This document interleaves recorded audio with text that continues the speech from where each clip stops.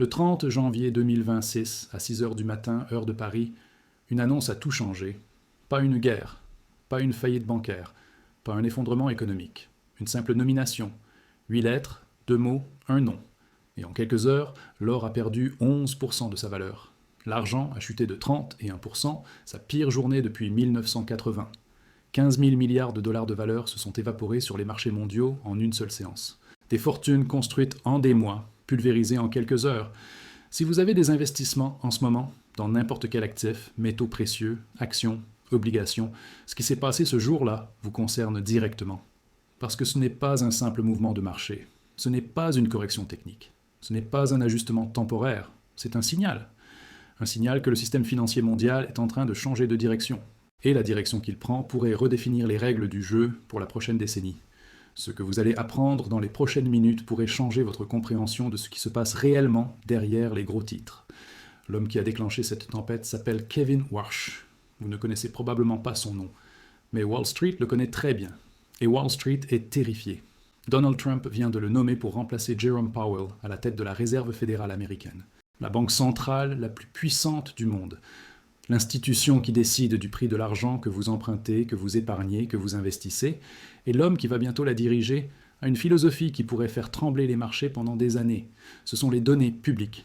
L'analyse complète avec toutes les sources et les projections, je l'ai compilée dans la recherche financière. Mais pour cette vidéo, concentrons-nous sur les 3 points essentiels.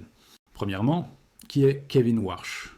Revenons en 2008, la plus grande crise financière depuis 1929. Les banques s'effondrent. Le système financier mondial est au bord du gouffre. La Réserve fédérale panique. Elle imprime de l'argent à une vitesse jamais vue.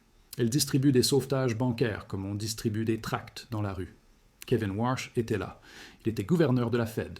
Nommé par George W. Bush en 2006 à 36 ans, le plus jeune gouverneur de l'histoire de la Réserve fédérale.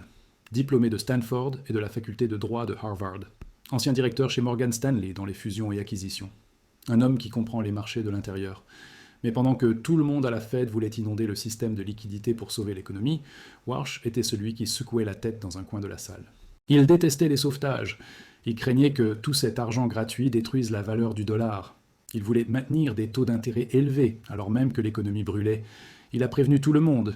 Il a dit que l'impression monétaire était un piège, que les bénéfices seraient minimes et les risques énormes. Et il avait en partie raison. Cet argent gratuit a créé des bulles, dans l'immobilier, dans les marchés actions, dans les obligations, des bulles qui, des années plus tard, continuent de gonfler. En pleine crise, quand le monde s'effondre, quand chaque institution crie au secours, cet homme voulait prendre le chemin le plus difficile. Pas par cruauté, par conviction. La conviction que les solutions faciles d'aujourd'hui deviennent les catastrophes de demain. Puis en 2011, quand la Fed a décidé d'imprimer 600 milliards de dollars supplémentaires pour aider le marché immobilier, Warsh s'est battu contre cette décision. Il s'est battu avec acharnement. Quand il a réalisé qu'il ne pouvait pas arrêter la planche à billets, il n'a pas simplement protesté. Il a démissionné. Cela vous dit tout ce que vous devez savoir sur son caractère. C'est un homme qui préfère voir les marchés baisser et l'économie ralentir, plutôt que de risquer de détruire la monnaie. La plupart des présidents de la Fed veulent être aimés. Ils veulent que les marchés montent. Ils veulent que vous vous sentiez riche. Kevin Warsh ne se soucie pas de votre confort. Maintenant, ça devient compliqué. Ce que je veux vous montrer a des connexions que je ne peux pas expliquer dans une vidéo. Pas parce que c'est secret, mais parce que ça nécessite du contexte. Des tableaux, des séries temporelles, des références croisées entre les décisions de la Fed, les mouvements de l'or et les données du Trésor américain. J'ai tout documenté. Tout. Dans la recherche financière. L'analyse de la Fed, plus les documentations sur le Venezuela, l'argent métal, le dollar, un accès pour tout. Description. Mais voici ce que je peux vous montrer maintenant. Le paradoxe Trump. Pendant toute l'année 2025, Trump a exercé une pression sans précédent sur Jerome Powell pour baisser les taux. Il l'a insulté publiquement. Il l'a menacé de le renvoyer. Il a dit, et je cite, qu'il voulait poursuivre Powell pour incompétence. Puis, en janvier 2026, le ministère de la Justice a franchi une ligne que personne ne pensait possible. Le 10 janvier, un vendredi soir, quand les marchés sont fermés, quand la tension est au plus bas, des citations à comparaître devant un grand jury ont été envoyées à la Réserve fédérale, menaçant une mise en accusation pénale contre le président de la banque centrale la plus puissante du monde. Pas un banquier véreux, pas un trader frauduleux. Le président de la Fed, l'homme qui fixe le prix de l'argent pour la planète entière. Le prétexte officiel était la rénovation du siège de la Fed à Washington, un projet dont les coûts sont passés de 1,9 milliard à 2,5 milliards de dollars. Mais Powell lui-même, dans une déclaration vidéo sans précédent le 11 janvier 2026, a été très clair. Il a dit que la menace de poursuite pénale est la conséquence du fait que la Réserve fédérale fixe les taux d'intérêt sur la base de sa meilleure évaluation de ce qui sert le public, plutôt que de suivre les préférences du président. Jamais dans l'histoire de la Fed, un président n'avait fait une telle déclaration. C'est une crise institutionnelle sans précédent. Et c'est dans ce contexte que Trump a choisi Kevin Warsh, un homme qui a critiqué Powell ouvertement, un homme qui a qualifié la Fed de nécessitant un changement de régime. Ce sont les bases. Ceux qui veulent aller plus loin savent tout. Recherche financière, description. Mais maintenant arrive la partie que la plupart ne comprennent pas. Tout le monde à Wall Street avait un scénario pour 2026. Le scénario était simple, prévisible, confortable. Trump est au pouvoir. Trump fait pression sur la Fed. Les taux d'intérêt descendent vers zéro. La planche à billets tourne à plein régime. Les marchés montent en flèche. L'immobilier repart. Le Bitcoin explose. Tout le monde s'enrichit. C'était le plan. C'était le rêve de Wall Street. Kevin Warsh vient détruire ce scénario. Ou du moins, c'est ce que tout le monde croyait. Parce que voici le retournement de situation. L'homme qui a détesté l'argent facile pendant toute sa carrière a commencé ces derniers mois à dire exactement le contraire. En juillet 2025, sur la chaîne américaine CNBC, il a critiqué la Fed pour ne pas avoir baissé les taux assez vite. Il a plaidé pour des taux plus bas. Il a parlé de rendre les prêts immobiliers sur 30 ans accessibles à nouveau. Il s'est positionné comme le meilleur ami de la Maison-Blanche. Alors, la question se pose, a-t-il vraiment changé d'avis? Ou dit-il simplement à Trump ce que Trump veut entendre pour obtenir le poste, avant de revenir à ses anciennes convictions une fois en place? C'est la stratégie classique du cheval de Troie. Et c'est précisément là que tout bascule. Peu importe ce qu'il a dans le cœur. Ce qui compte, c'est ce que le marché pense. Et le marché, le 30 janvier, a donné sa réponse. L'or est passé de 5 600 $ l'once à 4 745 $. 11% de baisse en une seule journée. La pire depuis 1983. L'argent métal a été encore plus brutal, de 121 $ l'once, un record historique atteint la veille, le 29 janvier à 78 $. 31% de chute. La pire journée pour l'argent depuis l'effondrement des frères Hunt en 1980. 43 ans. Il a fallu 43 ans pour revoir un tel carnage sur le marché de l'argent. Et l'argent avait gagné 150% en 2025. Un an de gain, effacé en quelques heures. Pourquoi une telle violence? Pourquoi un tel excès? Pourquoi la réaction du marché a-t-elle été si disproportionnée par rapport à une simple nomination? Parce que pendant des mois, les investisseurs avaient parié sur un scénario précis. $1 faible. Une Fed soumise à la pression politique. Des taux qui descendraient agressivement. L'or et l'argent montaient parce que le monde perdait confiance dans le dollar. Parce que les banques centrales du monde entier achetaient de l'or à un rythme record. Parce que les tensions géopolitiques, le Venezuela, l'Iran, le Groenland, les tarifs douaniers, tout pointait dans la même direction. Fuyez le dollar, réfugiez-vous dans les métaux précieux. L'argent était devenu l'actif préféré des spéculateurs. Certains analystes l'ont comparé à GameStop en 2021, un actif porté par la spéculation autant que par les fondamentaux. Les fonds spéculatifs étaient massivement acheteurs. Les traders à court terme empilaient dans les positions à effet de levier.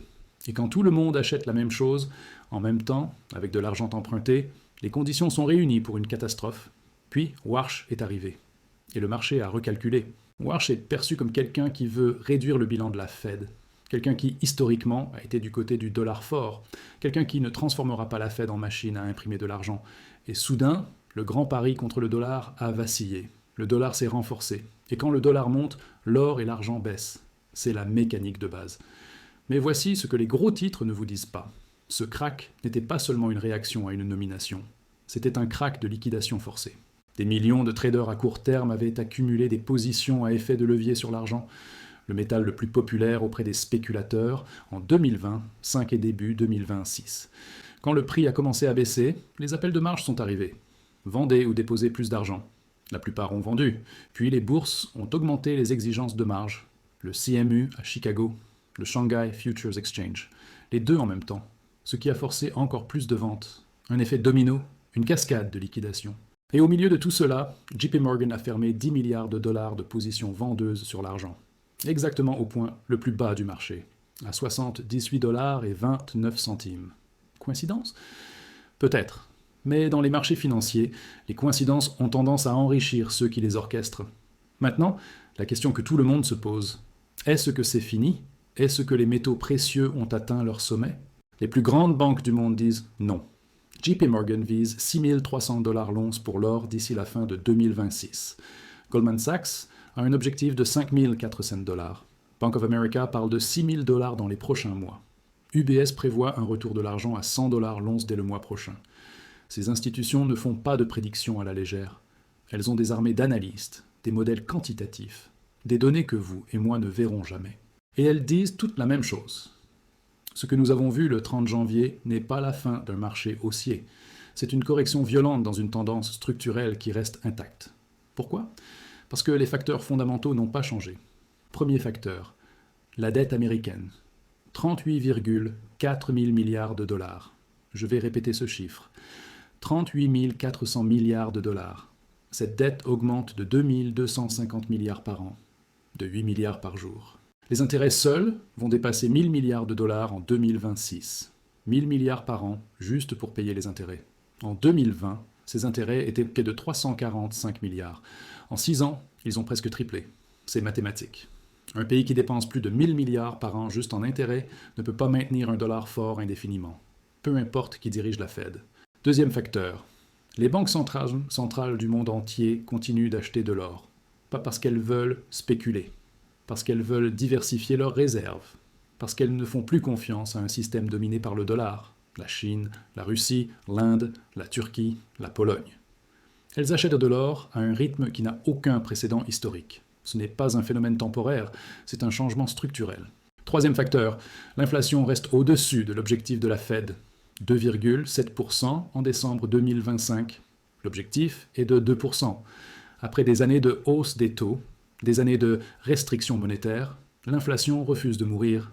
La Fed elle-même, dans ses projections de décembre, n'a prévu qu'une seule baisse de taux pour 2026. Une seule. Alors que Trump en veut 5 ou 6. Les taux sont actuellement entre 3,5 et 3,75%, maintenus inchangés lors de la réunion du 28 janvier. Deux gouverneurs, Stephen Meehan et Christopher Waller, tous deux nommés par Trump, ont voté contre cette décision. Ils voulaient une baisse, mais ils étaient en minorité, 10 contre 2. Et le marché ne s'attend qu'à 2 baisses cette année, probablement à partir de juin. Pas le raz-de-marée que Trump espérait. Powell lui-même l'a dit lors de la conférence de presse du 28 janvier. Il est difficile de regarder les données et de dire que la politique monétaire est significativement restrictive en ce moment. Traduction, les taux sont là où ils doivent être. On ne bouge pas. Et c'est là que le conflit entre Trump et la Fed devient explosif. Trump veut un dollar faible. C'est contre-intuitif, mais dans la guerre commerciale mondiale, un dollar faible rend les produits américains moins chers à l'export. Il veut que les usines américaines tournent, que la dette devienne plus facile à rembourser, que les taux d'intérêt plongent pour relancer l'immobilier. Warsh, historiquement, est l'homme du dollar fort. C'est une collision frontale. Un président qui veut l'inflation contre un banquier central qui veut la stabilité. Mais voici ma conviction. Warsh ne se battra pas contre Trump. Pas directement. Il a vu ce qui est arrivé à Powell. Les menaces de renvoi, l'enquête pénale, les citations à comparaître du grand jury. Warsh sait que défier ce président a un prix, et il veut ce poste. Mais il y a un obstacle.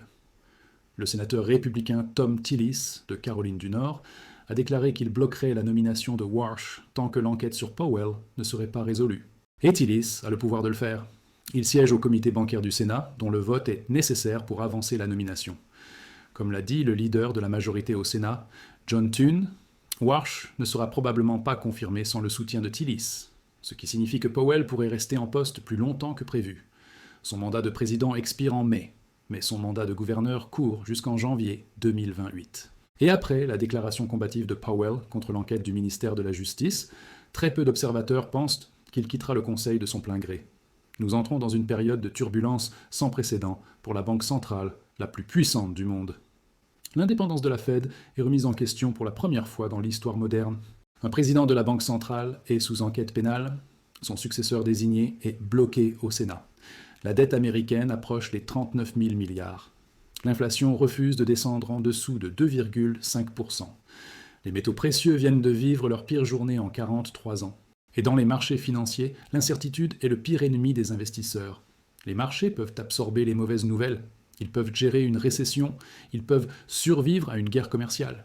Ce qu'ils ne supportent pas, c'est de ne pas savoir ce qui va se passer. Qui dirigera réellement la Fed dans 6 mois? Les taux vont-ils baisser ou rester stables? Le dollar va-t-il s'affaiblir ou se renforcer? Personne ne le sait.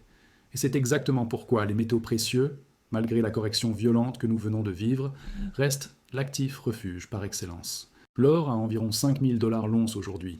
L'argent, autour de 76 $. Oui, c'est en baisse par rapport au record de janvier. Mais c'est toujours en hausse de plus de 140% sur un an pour l'argent, et de plus de 25% pour l'or depuis début 2025. Les investisseurs institutionnels, les banques centrales, les fonds souverains, ils ne vendent pas. Ils achètent sur les baisses. Goldman Sachs, JP Morgan, Bank of America, UBS, ils disent tous la même chose. Ce n'est pas la fin, c'est une opportunité. Comme le dit Deutsche Bank dans sa note aux clients, le prix de l'or s'était depuis longtemps détaché de toute discussion rationnelle sur la dévaluation monétaire. Mais il suffit souvent d'une petite ondulation pour déclencher une correction plus large, surtout quand il y a de l'effet de levier. La correction a eu lieu. L'effet de levier a été purgé. Mais les fondamentaux, la dette, l'inflation, les achats des banques centrales, la dédollarisation, tout cela reste intact. Le prochain chapitre de cette histoire se joue maintenant. La nomination de Warsh, la confirmation au Sénat, qui pourrait prendre des mois, les prochaines réunions de la Fed en mars et en mai, les données d'inflation qui arrivent chaque mois, les mouvements de la dette qui s'accélèrent, les élections de mi-mandat en novembre qui vont rechapper le paysage politique. Chaque semaine apporte un nouveau développement, et chaque développement peut faire bouger les marchés de milliards de dollars en quelques heures. Ce que nous vivons n'est pas une crise ordinaire, c'est un changement de paradigme, le passage d'un monde où la Fed était indépendante à un monde où cette indépendance est ouvertement contestée. Et dans ce nouveau monde, ceux qui comprennent les mécanismes auront un avantage considérable sur ceux qui regardent les gros titres, sans comprendre ce qui se passe en dessous. Restez informés, restez préparés. La question n'est pas de savoir si un nouvel événement va secouer les marchés. La question est quand. Si cette analyse vous a été utile, abonnez-vous. Partagez cette vidéo avec quelqu'un qui a besoin de comprendre ce qui se passe. Nous nous voyons demain avec les derniers développements.